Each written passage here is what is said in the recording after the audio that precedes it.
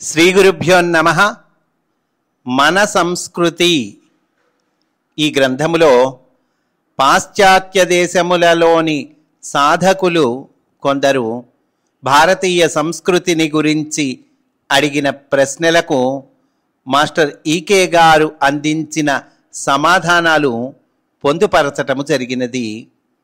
అటువంటి ఈ గ్రంథమును మనము అధ్యయనము చేస్తూ ఉన్నాము. అందులో భాగంగా ఈరోజు ప్రశ్న, వేద గ్రంథములందలి ముఖ్య విషయము ఏమి?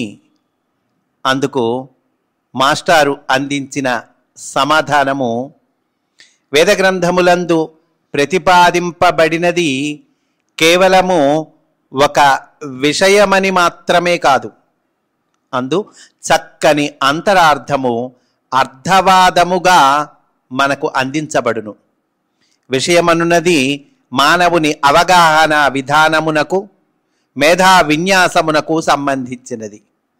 అంతరార్థము అనున్నది సరి అయిన రీతిలో ప్రయోగింపబడిన శబ్దముల వలన మానవుని అంతరాత్మకు కలిగిన చాలనమే.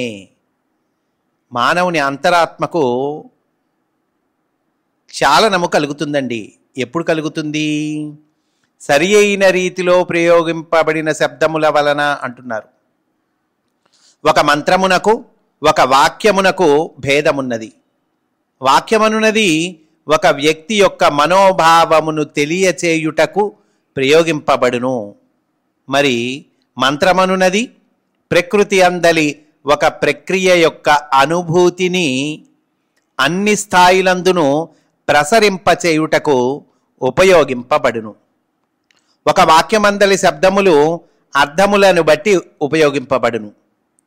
ఒక మంత్రమునందు శబ్దములు అర్థవంతములుగా ప్రయోగింపబడును.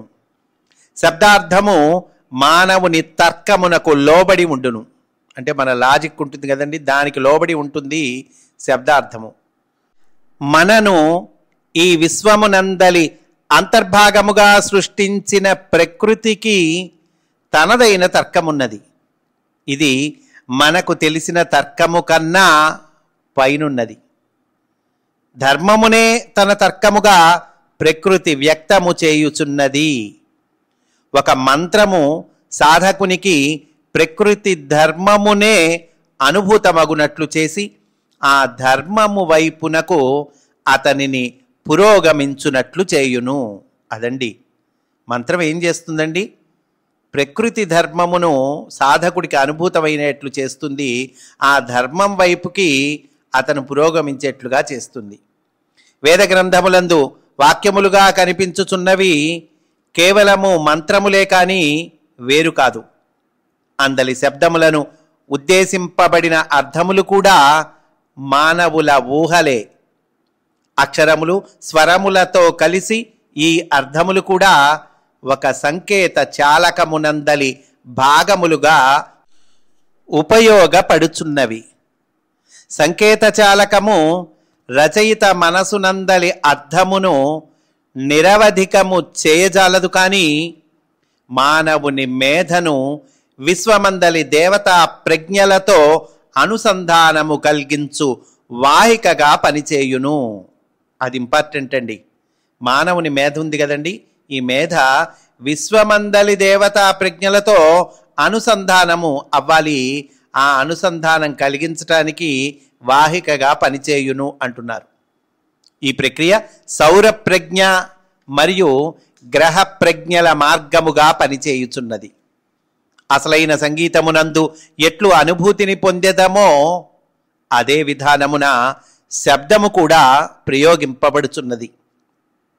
శబ్దమును ఉచ్చరించువాడు ఈ మొత్తము ప్రక్రియను ఉచ్చరించువాడైన తనతో అనుసంధానమును చేయుటకు ఉచ్చారణను, శబ్దాన్ని, అక్షరమును ప్రయోగించును.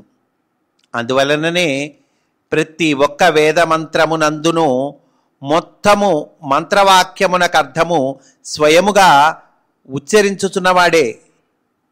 అతడే ఓం అని పిలువబడుచున్నాడు. కొన్ని మంత్రములు ఒక అర్థమును, కథాకథనమును, సన్నివేశమును పాత్రను కథను మన మనసునకు అందించునవిగా ఉండును.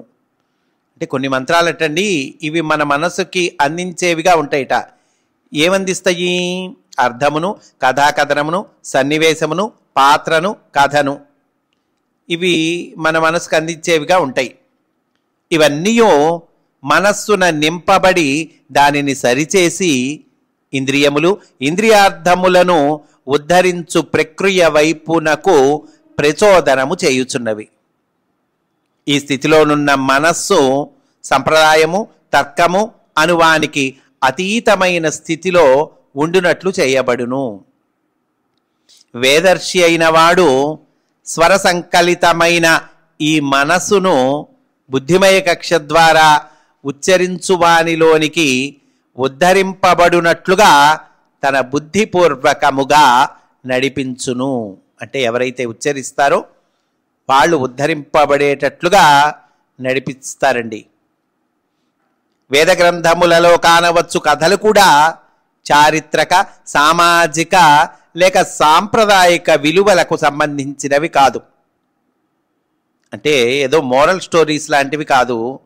ఈ కథలు కేవలము ఏదో ఒక విషయమును తెలియచేయుట కాక ఆ కథలలోని భావము మనస్సున అవగతమగునట్లు చేయును.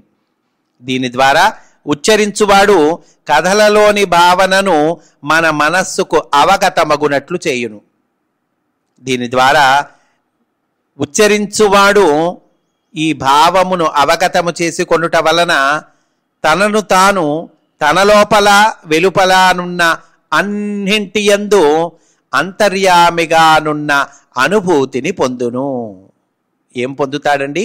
అంతర్యామిగా అన్న తన లోపల వెలుపల ఉన్న అన్నింటియందు ఉన్న అంతర్యామిగా అనుభూతిని పొందుతాడు.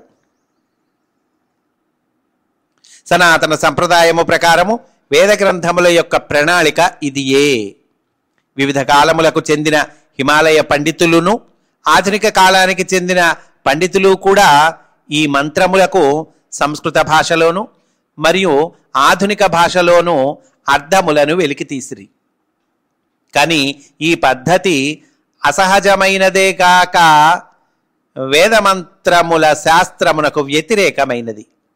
ఈ కారణం చేతనే ప్రతి ఒక్క వ్యాఖ్యానకారుడు ఇతర వ్యాఖ్యానములతో ఎంతో కొంత విభేదించుచున్నాడు.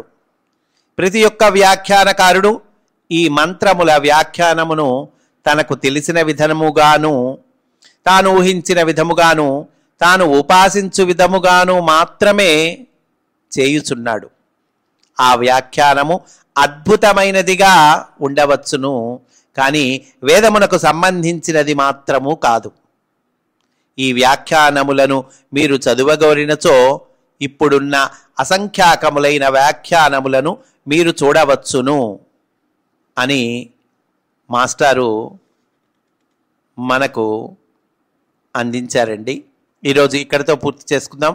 రేపటి రోజున మనము వేదము 4 అంటున్నారు కొందరు, 3 అంటున్నారు కొందరు, ఏది అసలు అని ఒకరు ప్రశ్న అడిగారండి ఒక సాధకులు. మాస్టారు దానికి చెప్పినటువంటి సమాధానము రేపటి రోజున మనము చెప్పుకుందాము అని సవినయముగా మనవి చేసుకుంటూ స్వస్తి. వాసుదేవా.